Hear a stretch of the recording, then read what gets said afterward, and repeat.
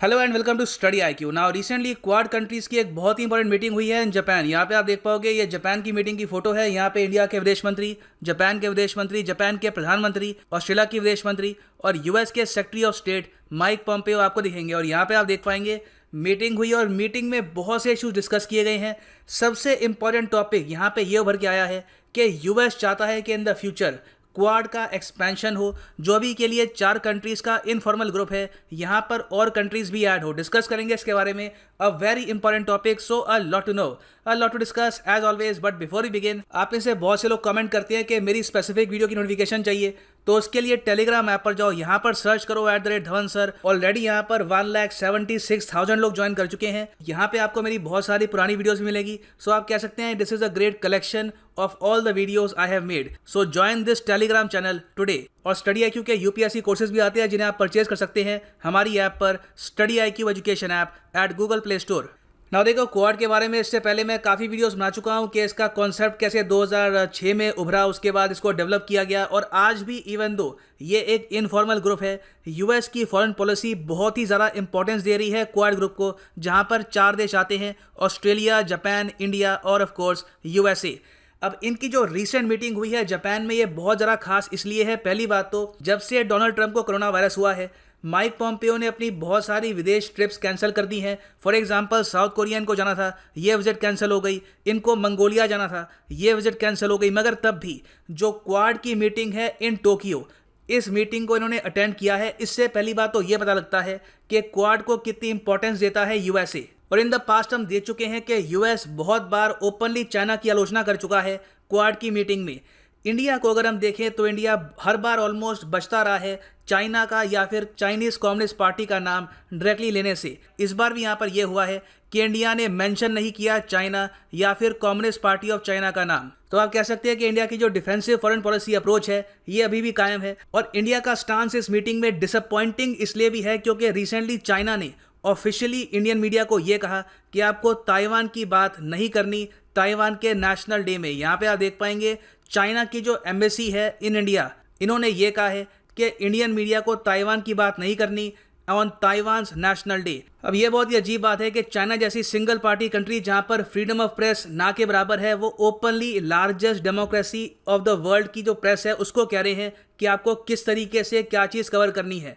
Obviously इससे controversy खड़ी हो गई। ताइवान की तरफ से ये स्टेटमेंट आई है। यहाँ पे आप देख पाएंगे this is the Twitter handle of the foreign ministry of Taiwan.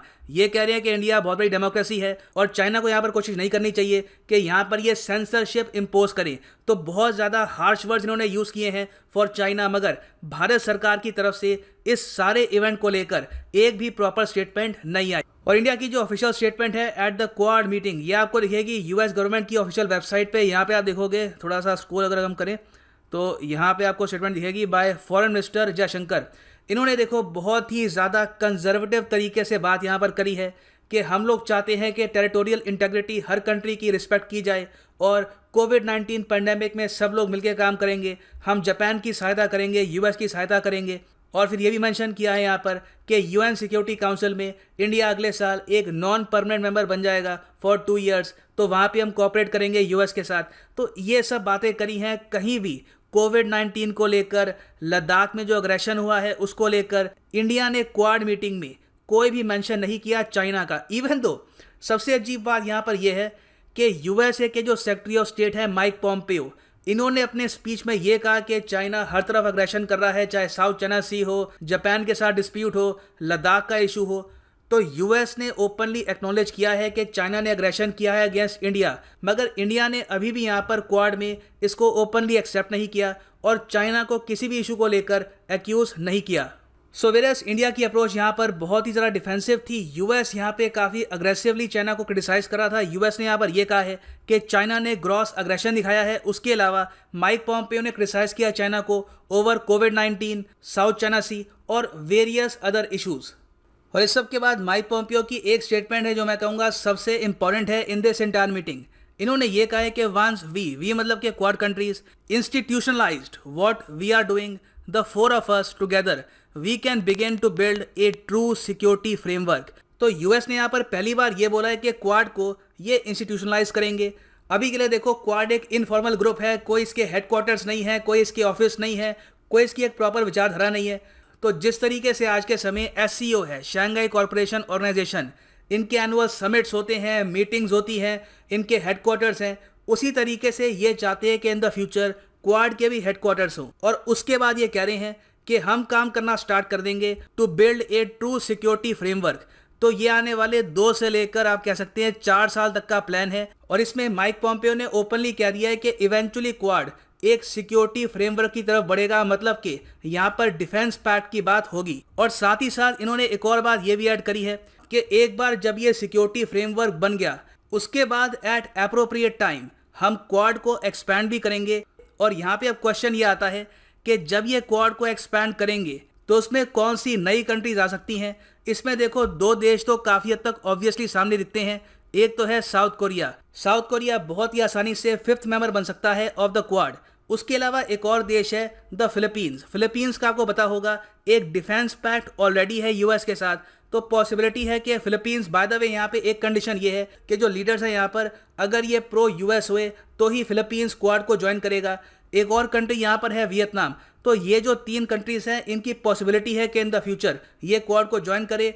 Indonesia का मैं कुछ ओपनली कह नहीं सकता, हो सकता है कि इन द फ्यूचर अगर इनको भी एक थ्रेट दिखे फ्रॉम चाइना तो ये भी क्वाड ज्वाइन कर सकते हैं। मगर अभी के लिए मैं कहूँगा प्रोबेबिलिटी काफ़ी हाई है कि south Korea can become the new and latest member of quad. और इसमें मैं ये भी ऐड कर दूं कि क्वाड का जो एक्सपेंशन है ये आराम से 5 से लेकर 6 साल बाद होगा, क्योंकि टाइमलाइन ऐसी होगी, पहले इसको फॉर्मलाइज करेंगे, उसके बाद सिक्योरिटी फ्रेमवर्क बनेगा और उसके बाद at an appropriate time they will add more countries. तो यहाँ पे मैं जानना चाहूँगा कि आपका ओपिनियन क्या है, आपके हिसाब से कौन सी और कंट्रीज हैं जिन्हें हम ऐड कर सकते हैं इन क्वाड। याद रखिएगा जो भी कंट्रीज यहाँ पे आप मेंशन करें, they should be near the Indo Pacific region. तो ये है एंड इस वीडियो का। Thanks for listening and as always God bless you all.